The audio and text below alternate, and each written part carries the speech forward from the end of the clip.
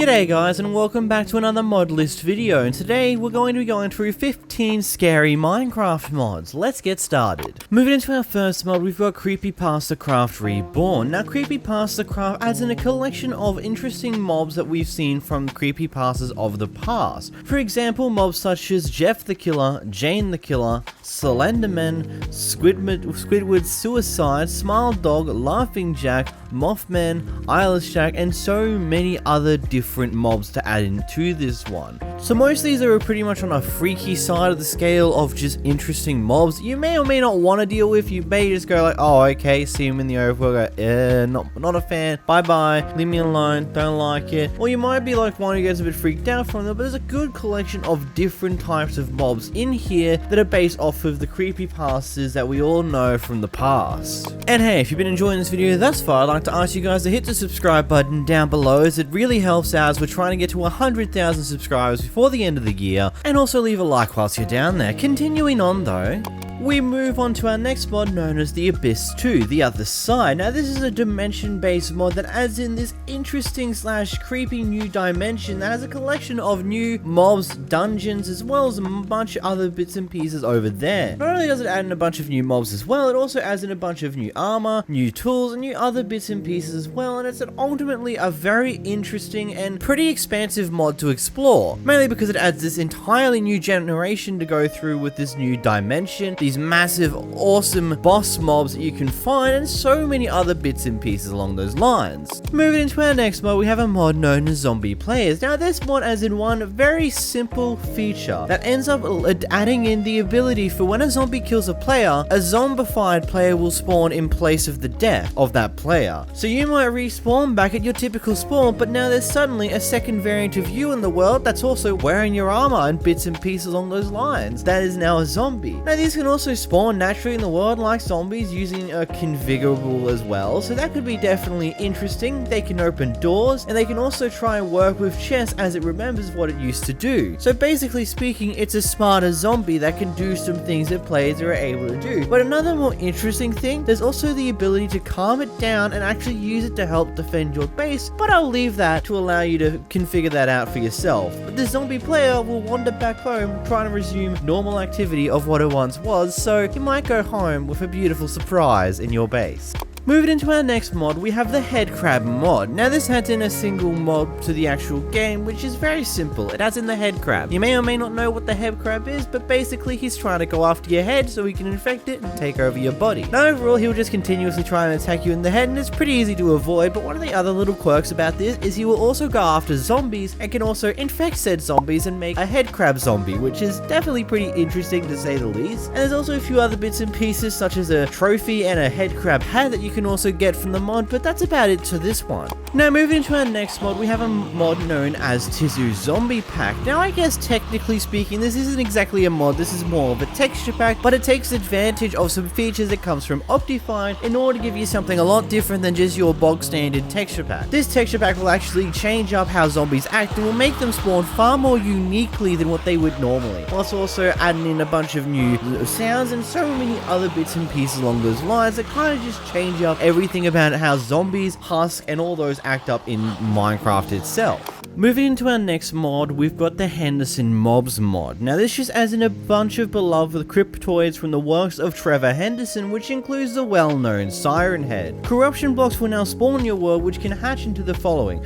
a crawler, a chicken head, or a siren head. There are also new creepers who will look nothing like vanilla creepers that will start spawning around the world. Basically, it's got a good handful of different mobs from the Trevor Henderson arts that we made that you know and love, especially Siren Head, which had a pretty popular meme about a year or two ago. This mod intends to bring those characters to life in a far more interesting and potentially scary way in Minecraft, so this could lead to a far more interesting experience when you're playing around in the game. Moving on to our next mod, we've got the mod known as Direbats. Now this is a far more interesting mod that adds an interesting spin to bats themselves. Now overall, they're still far peaceful than what most mobs are in Minecraft, but this time around they're about 5 times bigger than the average bat. But be very careful though, if you accidentally put a torch down near them, they will come out and start attacking you because they're not quite a fan of light and they do a bit of damage. These mobs are pretty freaky and are pretty big in comparison to your average bat, and whilst are peaceful for most of the time, can definitely be a bit freaky whenever they start going after you. Especially when considering the fact that whenever they attack you, they inflict blindness on you, but they will drop their fangs, which you can create some dire fang arrows that inflict blindness to the targets that they hit. You can also grab items with their talons, but it will drop them whenever they get hit.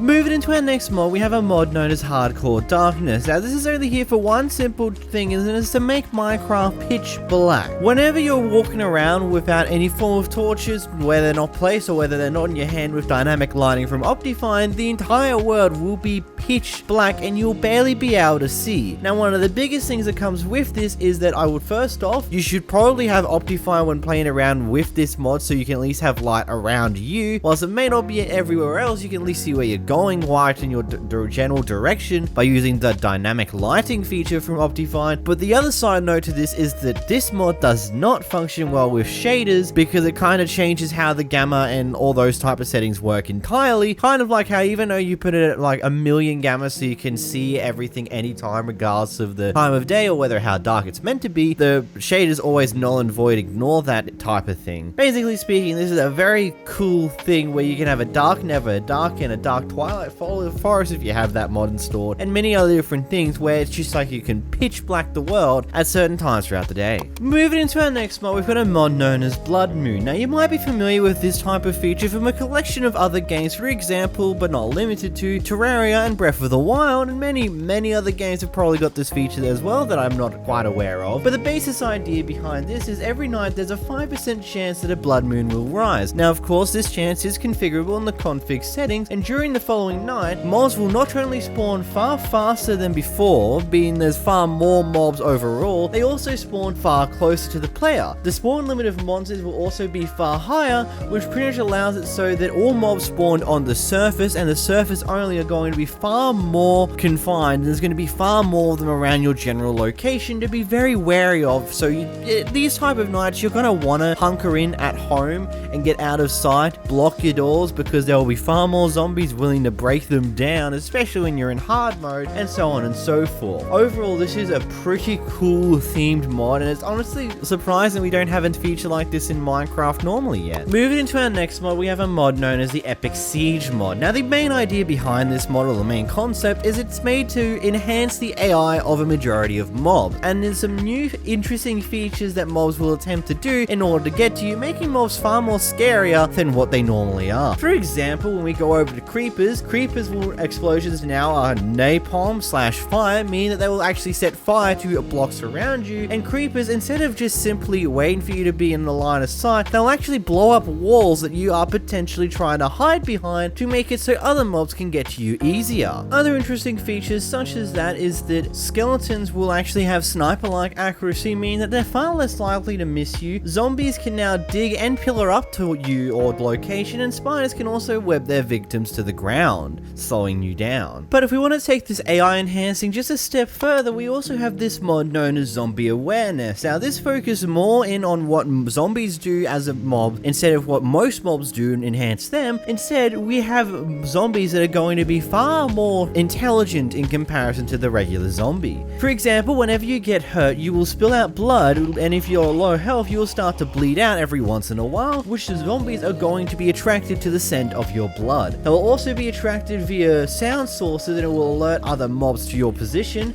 The examples of this is mining, placing blocks, explosions, bows, crossbows, eating, doors, gates, notes, records, buttons, levers, pressure plates, tripwires, and so many other different types of noises, including zombies. Any form of light sources a zombie will actually walk up to in an attempt to investigate to see if there's anything around there, especially if they see it from super far away, and so many other interesting bits and pieces that make zombies far more scary and far more interesting to come across in the overworld. Moving into our next mod, we have a mod known as Mob Amputation. Now this just adds in a little bit more of a gritty type of Minecraft look, as whenever you attack a mod, there is a chance that you'll actually break off parts of their body. body. For example, when you're killing a zombie, its head will come flying off, and the zombie will just walk around for a brief moment before it dies. It also allows, depending on the weapon, different types of limbs to be cut off at the same time. For example, skeletons can have their arms fall off as well, which could lead to some pretty interesting things. It's just really a visual effect overall though, which is ultimately pretty cool. Moving into our next mod, we've got the mod known as Eyes in the Darkness. Now the main idea behind this is just adds in another little bit of a creepy thing to Minecraft. Now this ultimately won't actually hurt you damage wise, but it can definitely catch you off guard and put you in a position where you're vulnerable to other mobs in the area. Basically speaking is that there will be eyes that will spawn in the darkness areas, and if you see them, make sure you look directly at them. When you look directly at them, it will force them to disappear, but if you walk up towards them without looking directly at them and then look away, they will basically give you a jump scare. Now these jump scares vary from 1 to 1, can ultimately be like something very small or something that lasts a decent amount of time. Basically speaking, blacking out your screen, jump scaring you, and putting you in a very vulnerable position for any mobs that may potentially be nearby in the darkness. Moving into the next mod, we have a mod known as Weeping Angels. This is themed after the Weeping Angels from Doctor Who, which will move around whenever you're not looking at them. Practically speaking, what they look like normally is just a stone angel statue. Whenever you're looking directly at them, nothing's really going to happen, but whenever you're not looking at them, they will teleport you to a random place in a random dimension if they get too close to you. Basically speaking, they'll follow you around until they can get close enough to actually trigger this effect and teleport you. Now if you get yourself the item known as a timey-wimey detector,